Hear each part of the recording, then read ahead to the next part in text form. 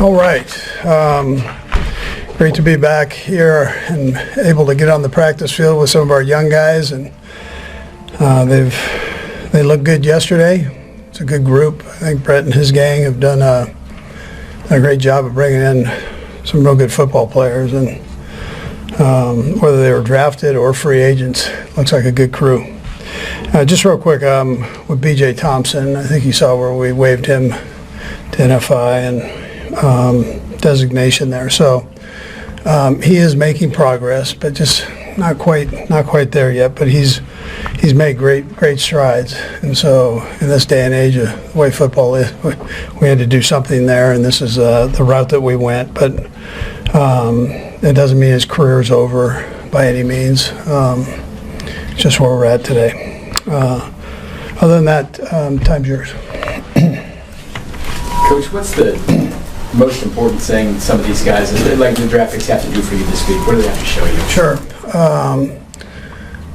Yeah, literally that. There's only Royals, and maybe how he can, I know it's a long way away, but how maybe he could fit in this year. Yeah, you can see it's talent for sure. And he did a couple good things yesterday. We'll just see how he does today. We load him up again today. And they actually have a walkthrough, so it's very much like training camp. They have a walkthrough, and then they have the practice in the afternoon. So sometimes the second day can be a nice challenge for him with the overload part of it. So. With Josh Simmons, what's kind of the first impressions of him now you've gotten him on the field, and is he where you expected physically? Yeah, so Josh is doing mostly the individual work. We try to keep him out of the team stuff if we're going against a defense. So just taking it slow here. We're just kind of getting a feel where he's at with this. So he had a kind of a heavy travel schedule during the 30 visit thing. So just make sure that thing's strong and going. But he looks like he's got some talent there, Matt. Doggone it. That's a good thing, right? So for what we can do, that's a plus. Andy, his injury aside, how will you, and I realize this is a months-long process of evaluation for the season start, but how will you just evaluate his preparedness to play? Yeah, it looks like he's moving around good. He's right on that kind of that where he just needs a little bit more time, but he's moving around well. I was surprised on how well he was doing out there moving. Yeah, and he looks like he's comfortable with it. So. Andy, Rashard Smith, have you had a guy in recent years who has that kind of skill set and had that kind of skill set? Anybody he reminds you of in that regard? I probably haven't seen enough of him there. I know he looks like some of the backs have that low center of gravity that can kind of move and at a lower, or they can drop their weight a little bit. And it looks like he has that. Now nobody's hit him either, so it's be a little different story there. But he looks like he has good hands too. Jarek McKinnon, you see any of that at all? A little different run style than Jarek. Yeah, a little different run style. Jarek was a little more upright. I'm not sure who I would compare it to, but I know he looks like he has talent. He can catch the football. So.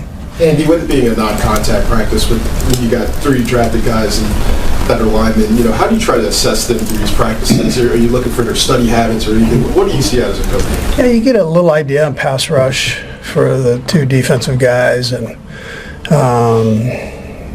again, we're keeping the other kid out of the Simmons out of the contact part of it, so or other team stuff. The defensive linemen look like they have high motors and they've got good quickness. And it looks like good lower body core strength, which is pretty important for getting banged around in there. Coach, I've been asking the rookies how they chose their numbers and what they mean to them. You wore 64, is that right? I did. BYU? How did you end up with 64? What did it mean to you? Yeah, so that was one of the numbers that was available. Jerry Kramer wore it, so I snuck it. The Kansas City Chiefs continue to reshape their tight end unit, even after veteran Travis Kelce confirmed his return for another season. In the 2025 NFL Draft, Kansas City selected 7 players, headlined by first-round defensive tackle Josh Simmons out of Ohio State, and also signed 7 undrafted free agents. Among those UDFAs was tight end Jake Briningstool from Clemson, who tallied an impressive 127 receptions for 1,380 yards and 17 touchdowns over 48 collegiate games. However, the influx of new talent forced head coach Andy Reid and the team to make tough decisions, including the release of 2 key special teams contributors from the 2024 squad, tight ends Anthony Firkser and Baylor Cupp. Firkser, an undrafted free agent originally signed by the Tennessee Titans out of Harvard in 2017, didn't play many offensive snaps last season, though he's accumulated 1,227 receiving yards and 5 touchdowns across his 7-year NFL career. Cupp, signed by the Chiefs as a UDFA from Texas Tech after the 2024 draft, had just 1 target last season, but it came in a crucial 19-7 December win over the division rival Los Angeles Chargers. Despite his return, Travis Kelce admitted during a March episode of the New Heights podcast that he's aiming to improve in 2025. "I still feel like I can play at a high level, possibly even higher than I did last year," he said, acknowledging that he didn't feel it was his best season and that he let his teammates down in more moments than he helped them. Statistically, Kelce had a down year by his own elite standards, finishing the season with 97 receptions for 823 yards and just 3 touchdowns, both yardage and touchdown totals marking his lowest in a decade. Nevertheless, the future Hall of Famer still earned his 10th career Pro Bowl selection. Despite his enduring reputation, 2024 marked Travis Kelce's 2nd straight season without an All-NFL team selection. The future Hall of Famer has been named first-team All-Pro 3 times and second-team All-Pro 4 times during his illustrious career, but his recent dip in production has led to questions about his long-term role.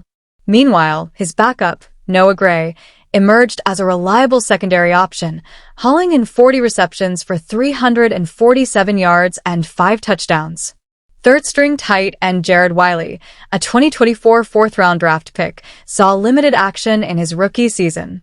The Chiefs also bolstered their tight end depth in free agency by adding former Green Bay Packers standout Robert Tonyan. Despite Kelce's age and recent performance, head coach Andy Reid remains confident in the 35-year-old tight end. Reid, however, emphasized the importance of monitoring Kelce's health before determining his exact role next season. "I'll see when he comes back and see where he's at," Reid said during the 2025 league meetings. "He's learning when to come out when he needs it. We were banged up at the receiver positions, so that doesn't help a tight end's cause at all. The healthier we can be around him, he can still be productive for 1 season." Reid, now 67, was the NFL's oldest active head coach until Pete Carroll, age 73, made a surprise return to the league. Still, speculation about Reid's retirement has lingered for years. According to Daniel Alameda of TWWSN, Reid may retire after the 2025 season, potentially alongside Kelce. Alameda predicts that current defensive coordinator Steve Spagnuolo would be promoted to head coach, leading the Chiefs into a new chapter. With his long-standing experience and success within the organization, Spagnuolo appears to be a natural choice to carry the torch if Reid steps down.